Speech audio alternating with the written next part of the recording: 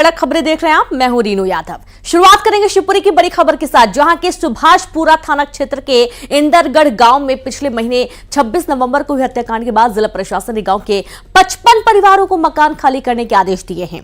Notice के बाद गांव वासियों में डर का माहौल है। जिन लोगों को नोटिस दिया गया उनमें हत्या के मामले में शामिल 8 लोगों में से 4 आरोपियों के नाम भी शामिल हैं। हालांकि जिन 55 लोगों को नोटिस मिला है उनमें सभी समाज के लोग शामिल हैं। खबर शिवपुरी से है, जहां सुभाषपुरा थाना क्षेत्र के इंदरगढ़ गांव में पिछले महीने 26 नवंबर को हुई हत्याकांड के बाद जिला प्रशासन ने गांव के 55 परिवारों को मकान खाली करने के आदेश दिए हैं और नोटिस के बाद गांव वासियों में डर का माहौल बना हुआ है। जिन लोगों को नोटिस दिया गया है उनमें हत्या के मामले में शामिल 8 लोगों में से 4 आरोपियों के नाम भी शामिल हैं। हालांकि जिन 55 लोगों को नोटिस मिला है उनमें सभी समाज के लोग शामिल हैं।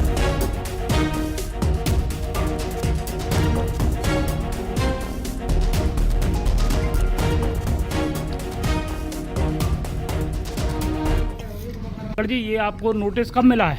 कल मिला था। अच्छा, क्या लिखा है नोटिस में? नोटिस में लिखा है 10 दिन के अंदर आवास खाली करने की। अच्छा, क्या बताया गया है? आवास बना है उसको खाली करो। 55 लोगों को जारी किया। अच्छा, इंदरगढ़ में 55 लोगों को नोटिस मिले हैं। जानकारी मिली थी कि 55 लोगों को जो है मकान तोड़ने का नोटिस दिया गया है और मैं इसके संदर्भ में डीएम महोदय एवं तहसीलदार महोदय से मिल चुका हूँ और कल इन लोगों को लेकर मैं कलेक्टर महोदय से ही बात करूंगा कि इनके गरीबों के आधियानों को न तोड़ा जाए और प्रशासन से मेरी रिक्वेस्ट। तो उसमें मैं आया था जी सर। प्रशासन ने कुछ वादे किए थे, प्रशासन अपने वादे को खरा नहीं कर रहा है जी। सरकार ये सोच बैठी है कि उस पर कोई प्रभाव डालने वाला है नहीं। तो ये बताने आया था भाई, या तो मान जाओ 19 तारीख की घोषणा की है, अगर डीएम साहब ने भी वादा किया है। और संवाददाता अशोक अग्रवाल जुड़ गए। अशोक, ये पूरा मामला विस्तार से बताइए। 55 परिवारों को नोटिस जारी कर दिया गया है, क्या है ये पूरी घटना? देखिए, मैं आपको बता दूं कि बीती 26 नवंबर को शिवपुरी जिले के सुभाषपुरा थाना अंतर्गत आने वाले इंदरगढ़ पंचायत में एक दलित युवक की हत्या कर दी जाती है। हत्या के मामले में 8 आरोपियों को एक ही परिवार के इस मामले में नामजद किया गया था, जिसमें से लगभग सभी की गिरफ्तारी हो गई थी। अब जब उनके आरोपियों के मकान तोड़ने की बात चली, उसके बाद प्रशासन ने कार्रवाई करते हुए इंदरगढ़ पंचायत क्षेत्र के 55 लोगों को मकान खाली करने के नोटिस दिए। इस संबंध में शिवपुरी कलेक्टर रविंद्र कुमार चौधरी का स्पष्ट कहना है ये कार्रवाई पहले से चल रही थी, इस घटनाक्रम से उसका कुछ लेना देना नहीं है और 55 लोगों में सभी समाज के लोग शामिल हैं। हालांकि इन 55 लोगों में 4 वो लोग भी शामिल हैं जो इस हत्या के मामले में नामजद हैं और इस समय जेल में हैं। इसके अलावा बताया ये भी जा रहा है कि जो मृतक परिवार है उनका भी इसमें नाम शामिल है। इस तरह सभी समाज के 55 लोगों को ये नोटिस दिया गया है। गाँव में हड़कंप का माहौल है। जब हम गाँव में इस मामले की तफ्तीश करने गए तो वहाँ गाँव में काफ़ी डर का माहौल था, सभी लोग डरे हुए। उनका कहना है हम 30 से 35 वर्षों से यहाँ रह रहे हैं, अब हम अचानक से कहाँ जाएं। इस संबंध में भीम आर्मी के जो राष्ट्रीय अध्यक्ष हैं विनय रतन भी कल इंदरगढ़ पहुंचे और उन्होंने शिवपुरी जिला प्रशासन को अल्टीमेटम दिया है कि दलित परिवार है जो जिस परिवार के साथ जो जिला प्रशासन ने बात की थी वो अभी तक उनकी मांगे पूरी नहीं हुई हैं और उन्होंने 19 तारीख तक अल्टीमेटम दिया है कि दलित परिवार को बंदूक का लाइसेंस दिया जाए और अन्य जो मदद की जाए, नहीं तो 19 के बाद शिवपुरी जिले प्रशासन का घेराव किया जाएगा। जी बिल्कुल, बहुत शुक्रिया आपका अशोक तमाम जानकारी साझा करने के लिए। और इस तरीके से 55 परिवारों को नोटिस जारी किया गया है। बहुचर्चित दलित हत्याकांड का पूरा मामला था और जो कि अब काफी चर्चाओं में है। खबर पेंड्रा से, जहां फंदे पर लटका मिला महिला का शव। खेत किनारे फंदे पर महिला का शव लटका मिला है। पति और 2 बच्चों के साथ रहती थी महिला। लंबे समय से बीमार चल रही थी महिला। गौरेला थाना क्षेत्र के बनझोरका मानपुर गांव का ये पूरा मामला सामने आ रहा है। अब महिला ने आत्महत्या की है या कोई वारदात हुई है, तमाम एंगल से पुलिस मामले की तफ्तीश में जुट गई है। महिला का शव मिला है, फांसी के फंदे से लटका ये शव बरामद हुआ है और अब पुलिस मामले की तफ्तीश में है। दरअसल जो महिला है वो पति और 2 बच्चों के साथ रहती थी।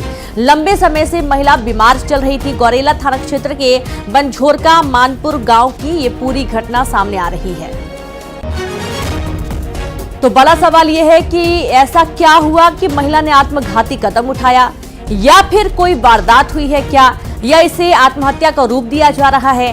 तमाम एंगल से अब पुलिस मामले की तफ्तीश में जुटी है। आसपास के लोगों से पूछताछ की जा रही है और साथ ही जो महिला है वो अपने पति और 2 बच्चों के साथ रहती थी। क्या पारिवारिक कोई विवाद हुआ था या अन्य कोई कारण हो सकता है? तमाम एंगल से पुलिस मामले की तफ्तीश में जुट गई है। खबर पिंडरा से है, जहां पर एक चौंकाने वाली घटना है। फांसी के फंदे पर महिला का शव लटका पाया गया है और ये जो शव है वो बाहर, घर से बाहर खेत के किनारे पाया गया है और इसके बाद से कई सारे सवाल, काफी संदिग्ध ये पूरी घटना समझ में आ रही है। क्या कोई विवाद हुआ है या कोई जानलेवा हमला हुआ है या फिर महिला ने आत्महत्या की है? ये तमाम सवाल हैं जिनके आधार पर पुलिस मामले की तफ्तीश में जुट गई है। रायपुर से खबर है, जहां पर लूट के आरोपियों को पुलिस ने गिरफ्तार किया है। लूट का माल खरीदने वाले दुकानदार को भी गिरफ्तार किया है। लूट के बाद दुकानदार को बेची थी अंगूठी। टिकरापारा पुलिस ने आरोपियों को गिरफ्तार कर लिया है।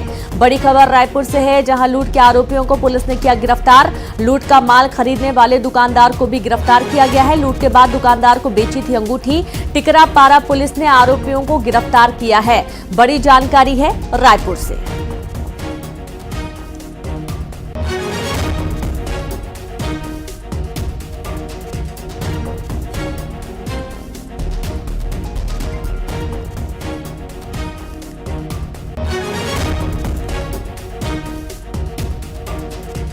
तो देखिए, जो लूट के आरोपी हैं वो और जिन्होंने लूट का माल खरीदा है उन पर भी शिकंजा कसा गया है।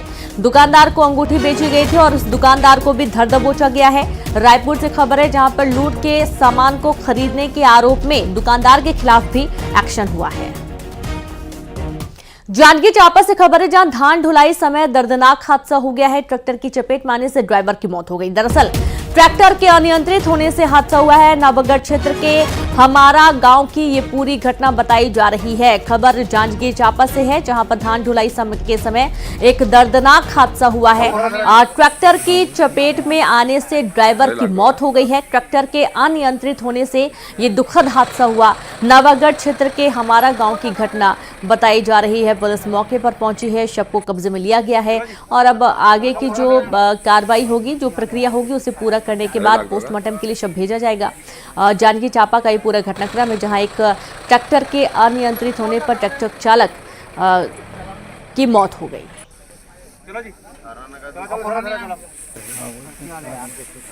अरे लाग दोगा।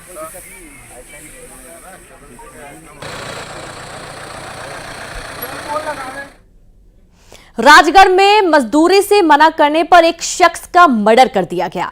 दबंगों ने मना करने पर मारपीट की थी। दबंगों ने पुलिस के सामने मारपीट की। युवक की मौत के बाद थाने में जमकर हंगामा हुआ। परिजनों ने शव को रखकर थाने का घेराव किया। पुलिस ने मारपीट के आरोपों को गलत बताया है। तो खबर राजगढ़ से आपको दे रहे हैं, जहां राजगढ़ में मजदूरी से मना करने पर एक शख्स का मर्डर कर दिया गया और दबंगों ने मना करने पर मारपीट की थी। दबंगों ने पुलिस के सामने मारपीट की। युवक की मौत के बाद थाने में जबरदस्त हंगामा हुआ और परिजनों ने शव को रखकर थाने का घेराव भी किया। मेरा भाई राहुल अग्रवाल, मेरे भाई को उसको सतीश पाटीदार ने आके नु कहती कि तू चल मेरा नाम मजदूरी में, तो मेरा भाई ने मना कर दिया। सतीश पाटीदार नाम इनका, मृतक का नाम राहुल है। राहुल है। ये कहाँ काम करते थे? ये तो मजदूरी करते थे। किन क्या काम करते थे? खुली मजदूरी करते थे। खुली मजदूरी करते थे। अच्छा, तो ये घटना कहाँ पे हुई है? बनापुरा हुई? बनापुरा में हुई, घर का सामने हुई। किसके घर के सामने? हमारे घर का सामने हुई। अच्छा, हाँ। क्या कारण क्या रही घटना का? घटना का ये है कि ये मजदूरी में नहीं गया, सतीश पाटीदार ने की थी, तो मजदूरी में गया ना। एक अर्जुन पाटीदार भी था, तो उन दो ने इसको मारा। आज सवेरे पता चला था ऐसा कि वो उसको पेट में दर्द हुआ, उसको इकलेहरा अस्पताल ले गए।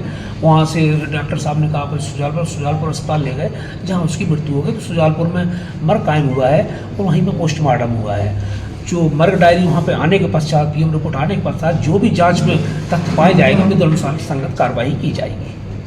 अच्छा, आरोपी जो मृतक के परिवार वाले आरोप लगा रहे हैं कि हमारे साथ मारपीट की गई थाने पे। नहीं, ये आरोप बिल्कुल झूठ है। किसी ने किसी को मारपीट नहीं की। चारों तरफ कैमरे लगे हैं, कोई किसी ने मारपीट।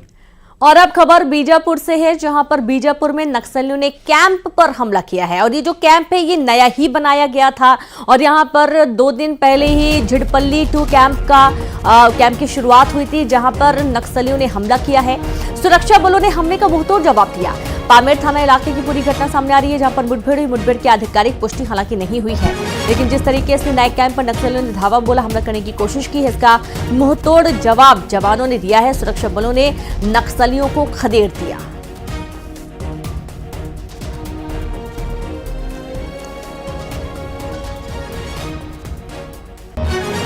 तो पामेर थाना इलाके का पूरा मामला है, जहां पर नए कैंप की शुरुआत 2 दिन पहले ही हुई है और यहां पर हमला हुआ है।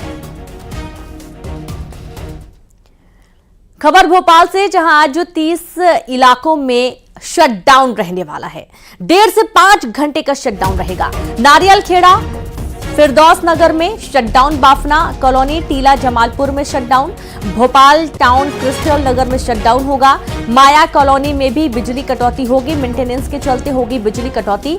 बिजली कटौती के चलते कई इलाकों में जल आपूर्ति भी प्रभावित रहने वाली है। खबर भोपाल से, आज 30 इलाकों में रहेगा शटडाउन। 1.5 से 5 घंटे का शटडाउन होने वाला है। नारियल खेड़ा फिरदौस नगर में शटडाउन, बाफना कॉलोनी टीला जमालपुर में भी शटडाउन होगा।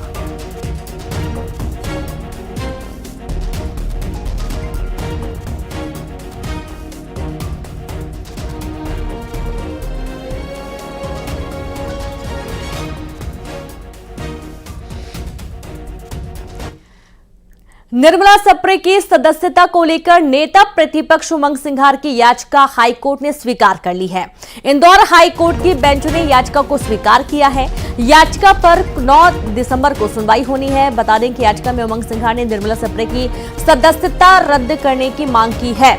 याचिका में कहा गया है कि लोकसभा चुनाव के दौरान बिना विधायक निर्मला सप्रे ने कांग्रेस छोड़ बीजेपी ज्वाइन किया था, लेकिन अब वो काफी कंफ्यूज कर रही हैं। ना वो बीजेपी की सदस्यता ले रही हैं और ना ही वो कांग्रेस से इस्तीफा दे रही हैं। हालांकि ये ऐलान किया गया था कि वो बीजेपी ज्वाइन कर रही हैं और बीजेपी की जो संगठन प्रमुख बैठक हुई थी उसमें वो नजर भी आई थी, लेकिन उस दौरान उनका ये कहना था कि जो भी होगा वो सबको पता चल जाएगा। लेकिन अभी फिलहाल ऐसा लग रहा है कि निर्मला सप्रे बिल्कुल भी कांग्रेस छोड़ने के मूड में नहीं है, लेकिन अब इसको लेकर मुश्किलें बढ़ गई हैं।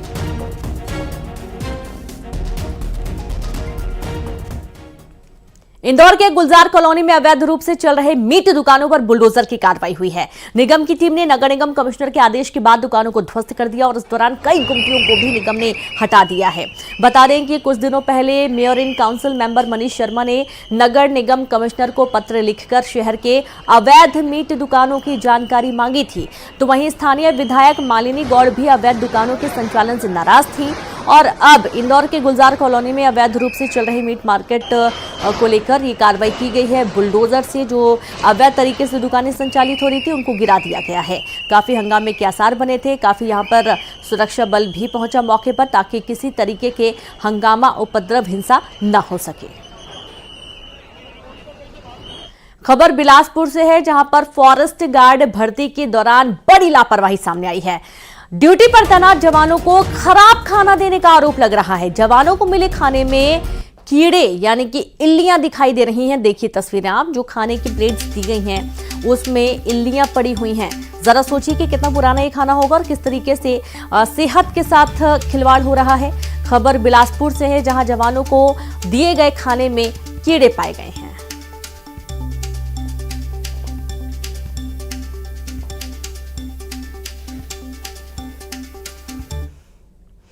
बलरामपुर के स्कूल में छात्राओं से मिड डे मील बनवाया जा रहा है। तस्वीरें आपकी टीवी स्क्रीन पर हैं। ये रामानुजगंज के सरकारी कन्या स्कूल का वीडियो है, जहां आप देख सकते हैं कि स्कूल ड्रेस में छात्राएं सब्जी काट रही हैं। तो वहीं वीडियो सामने आने के बाद शिक्षा विभाग में हड़कंप मचा हुआ है। न्यूज 18 इस वायरल वीडियो की पुष्टि नहीं करता है। बड़ी जानकारी है बलरामपुर से, जहां स्कूल में छात्राओं से मिड डे मील बनवाया जा रहा है। तस्वीरें आप देख सकते हैं, जहां पर स्कूल ड्रेस में एक छात्रा है जो कि सब्जी काटती हुई नजर आ रही है और सरकारी कन्या स्कूल का ये वीडियो बताया जा रहा है। स्कूल ड्रेस में छात्रा नजर आ रही है और वीडियो आने के बाद शिक्षा विभाग में हड़कंप है।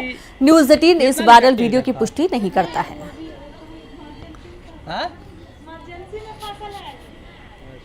ई कितना लिखा खाएगा खा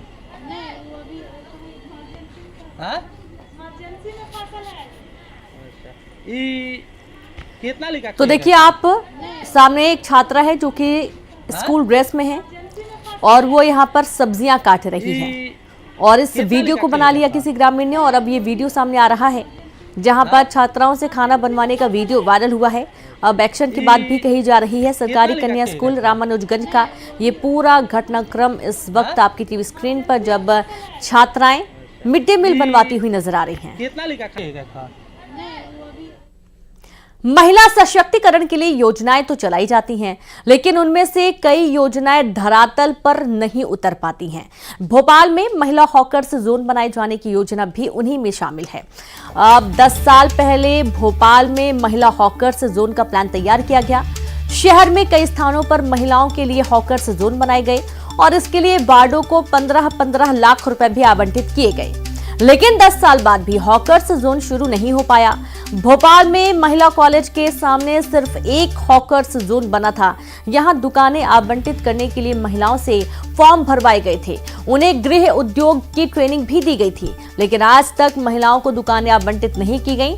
फिलहाल यहां मेले लगते हैं। हॉकर्स जोन शुरू न करने के पीछे तर्क दिया जा रहा है कि यह हॉकर्स जोन महिला कॉलेज के सामने बना है और कहीं असामाजिक तत्वों का अड्डा ना बन जाए, इस वजह से हॉकर्स जोन नहीं शुरू किया गया। लेकिन सवाल है कि जब भी हॉकर्स जोन बनाए जा रहे थे तब इस बारे में क्यों नहीं सोचा गया। जिन महिलाओं ने दुकानों के लिए फॉर्म भरे हैं उन्होंने 10 साल बाद भी रोजगार नहीं मिल पाया है। भोपाल में स्वरोजगार में महिलाओं की भागीदारी बढ़ाने के लिए मध्य प्रदेश सरकार ने ऐलान किया था 10 साल पहले कि अलग अलग स्थानों पर हॉकर्स जोन बनाए जाएंगे, खासकर महिलाओं के लिए हॉकर्स जोन बनाए जाएंगे जिसमें सभी दुकानदार महिलाएं होंगी, ताकि जो स्वरोजगार के जरिए कुछ अपना सामान अगर वो बनाती हैं या उत्पादों का निर्माण करती हैं उसको वो विक्रय कर सकेंगी। तो एक जो महिला हॉकर जोन है जो नूतन कॉलेज के सामने है, केवल वही अस्तित्व में आया था। इसको लेकर महिलाओं से फॉर्म भी बुलाए गए थे, दुकान आवंटन को लेकर उनकी बाकायदा ट्रेनिंग भी कराई गई थी, लेकिन उसके बावजूद 10 साल बीत जाने के बाद भी हॉकर जोन में दुकानें आवंटित नहीं हुई और ये हॉकर जोन में फिलहाल जो है वो महिलाओं के स्वसहायता समूह के मेले लगाए जाते हैं। इसको लेकर बताया जा रहा है कि हर वार्ड में 15-15 लाख रुपए आवंटित किए गए थे और उसमें तय किया गया था कि बहुत सारे इलाके ऐसे होंगे जहां पर केवल महिलाओं को ही दुकान दी जाएगी। हालांकि इस हॉकर जोन को लेकर नगर निगम का तर्क है कि यह हॉकर जोन जो है वो महिला कॉलेज यानी जो लड़कियों का कॉलेज है उसके ठीक सामने पड़ता है और यही कारण है कि इसमें हॉकर जोन शुरू नहीं किया गया। यदि यहाँ हॉकर जोन शुरू किया था तो असामाजिक तत्वों का जमावड़ा हो जाता, लेकिन ऐसे में सवाल यही उठता है कि जब ये बनाया गया तब ये लोगों को क्यों नहीं पता था कि यहाँ सामने जो गर्ल्स कॉलेज है उसके सामने हॉकर्स जोन बनाया जा रहा है। लेकिन इसके बावजूद भी जो मध्य प्रदेश की राजधानी की भोपाल के जो अलग अलग वार्ड है जिनके लिए 15-15 लाख जो हॉकर्स जोन के लिए पैसे आवंटित हुए उनमें से कोई भी महिला हॉकर जोन अब तक क्यों नहीं बन पाया, एक बड़ा सवाल बना हुआ है। परेशानी है कि बेरोजगारी बहुत हो गई है और हमें काम मिल नहीं रहा है। हमने जो ट्रेनिंग ली उसका हम फायदा उठा ही नहीं पा रहे हैं, तो कब तक हम ये संघर्ष करते रहेंगे। हमें जो मिलने वाली थी दुकानें वो तक हमें नहीं मिली है। परेशानी भाई साहब हमें ये आ रही है कि हमें रोजी रोटी में परेशानी आ रही है। हमें इतने दिनों से 3 साल 4 साल हो गए आश्वासन दिया है कि आपको यहाँ पर दुकान देंगे। मेरा निवेदन ये है माननीय आयुक्त महोदय से महापौर जी से कि जो महिलाओं ने ट्रेनिंग ली है, सभी भारद्वाज मैडम ने ट्रेनिंग कराई थी, उन महिलाओं को लिस्ट मेरे पास है, उनको पुनः वो हॉकर्स कॉर्नर आवंटित किए जाए ताकि वो अपना काम कर सकें। सुरक्षा हमारे लिए बहुत महत्वपूर्ण है, छात्राओं की सुरक्षा बहुत महत्वपूर्ण है। हाकर कॉर्नर किसी असामाजिक तत्वों का अड्डा नहीं बन जाए हाकर के बहाने से, उस पॉइंट ऑफ व्यू को ध्यान में रखते हुए हम उसको भी सुचारू रूप से कैसे संचालित हो सकता है उस पर काम करेंगे। जो हाकर कॉर्नर पहले से निर्मित हैं उनमें भी बहुत जल्द आवंटन करके और उनको विधिवत रूप से हम सुचारू रूप से संचालित करेंगे। खबर ग्वालियर से, जहां 7वीं के एक छात्र ने बनाया है एक ऐसा ड्रोन जिस पर बैठकर इंसान आसमान में उड़ान भर सकते हैं। क्या है इस ड्रोन की खासियत, आइए जानते हैं।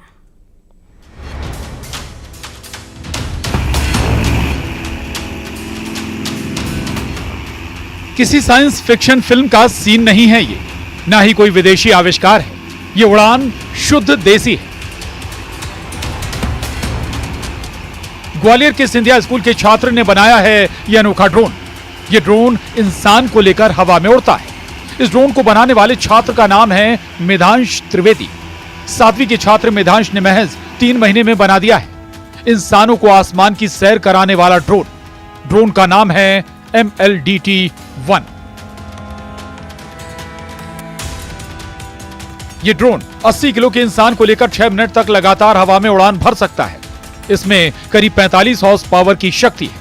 अभी ये ड्रोन करीब 4 किलोमीटर की ऊंचाई तक उड़ान भर सकता है। ड्रोन की स्पीड 60 किलोमीटर प्रति घंटा है। 1.8 मीटर चौड़ा और 1.8 मीटर लंबे इस ड्रोन को सुरक्षा के चलते फिलहाल 10 मीटर की ऊंचाई तक ही उड़ाया जा रहा है। चाइना की एयर टैक्सी आया, मैंने सोचा दिखने में बड़ी अच्छी लग रही है, बहुत पेलोड भी होगा उसका, तो मैंने उस पर दबाया। मैं तब 8th क्लास में था और मैंने पूरा वीडियो देखा। तो चाइना में डेवलपमेंट में थी, अभी 1-2 साल पहले ही चालू हुई है, 8th में तो डेवलपमेंट में थी। मैंने देखा, मुझे बड़ा अच्छा लगा कि मतलब पूरा हेलीकॉप्टर मिल रहा है ऑल इलेक्ट्रिक और सस्ता भी है। फिर मैंने सोचा कि इसका छोटा मॉडल बनाते हैं जिसमें सिंगल सीटर हो, सस्ते से सस्ता हो और इंसान बैठ के उड़ सके। तो उसी दिन से मैंने इसको डेवलपमेंट चालू की इसकी। मेधांश को चीन के ड्रोन देखने के बाद इस ड्रोन को बनाने की प्रेरणा मिली। इस प्रोजेक्ट में शिक्षक ने भी मदद की। मेधांश एक एयर टैक्सी कंपनी और लोगों के लिए सस्ता हेलीकॉप्टर भी बनाना चाहता है। इनका सपना है कि वो ड्रोन जो है सबसे सस्ता ड्रोन हो जिसमें कि अकेला व्यक्ति सवारी कर सके, और उसमें काम जारी है। प्रारंभिक स्तर में है ये, इन्होंने उड़ा करके दिखाया भी अभी, और निश्चित रूप से ये उसमें सफल हो, यही हमारी शुभकामनाएं इनको। मेधांश के इस ड्रोन में एग्रीकल्चर ड्रोन में लगने वाले 4 मोटर लगाई गई हैं। अब मेधांश ऐसे ड्रोन का निर्माण करना चाहता है जिससे लोग सफर कर सकें और खेती में भी जिसका इस्तेमाल किया जा सके। सुशील कौशिक, न्यूज़ 18 ग्वालियर। और चलिए अब देखेंगे 20 बड़ी खबरें तेज अंदाज में।